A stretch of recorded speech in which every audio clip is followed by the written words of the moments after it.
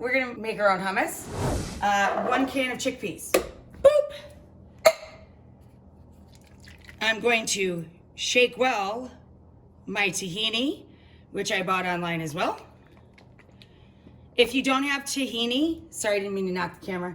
If you don't have tahini, it ain't no big dealy.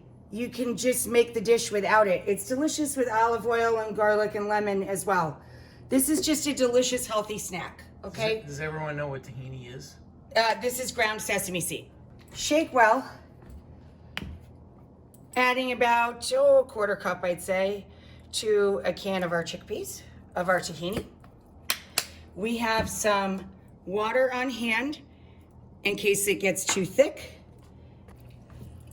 Squeezing our lemons cut side up. We use a ton of lemon in our house, so I cut 2, but I might not need to. I'm keeping that off to the side.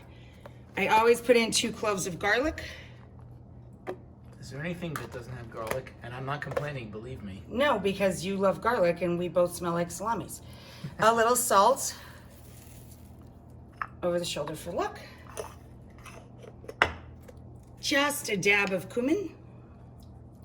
Now, if I soaked the beans overnight, I'd put a little baking soda into the cooking liquid, and I would cook them with bay leaf and onion and crushed garlic. A little drizzle of good olive oil. Why baking soda?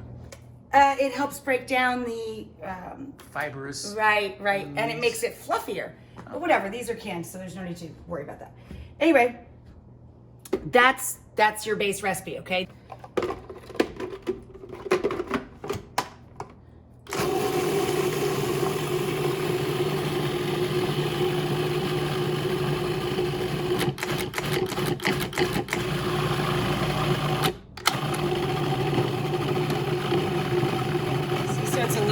So we're going to add in a little of our water.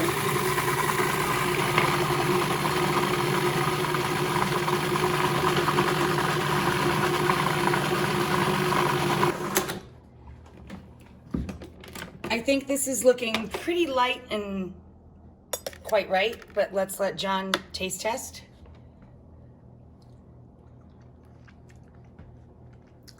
Holy moly, that's delicious. Wow. We good? You want more anything? I want more hummus. Okay. Our beautiful bowl of hummus, which just smells amazing. It's really fragrant. It's so good. Now, you can top hummus in 1,000 ways, right? But I'm going to show you my favorite. My favorite way to top hummus is with za'atar seasoning. It's a spice blend, and we put a copious amount of za'atar on top. At least in my house we do. And then I take a little drizzle of good olive oil. Okay. And then I finish with a puddle of cilantro or parsley or both in the center. And now we need some charred pita, so let's go to the stove. So if you have a gas top stove, which I didn't for most of my adult life, took me forever, you can just char it right over the burner. If you don't, use a stainless steel skillet or cast iron skillet over high heat, or pop it under your broiler to char it. What you want to do is get some charred bread going on. All right, now you can chop this up if you want it to look pretty. I like it to look crazy, rough and tumble, and like get in there and just mop the bread all through the hummus. So I literally rip it up. Honey, turn that off, will you? Okay. So I don't burn myself. And pile it up. Wow, that looks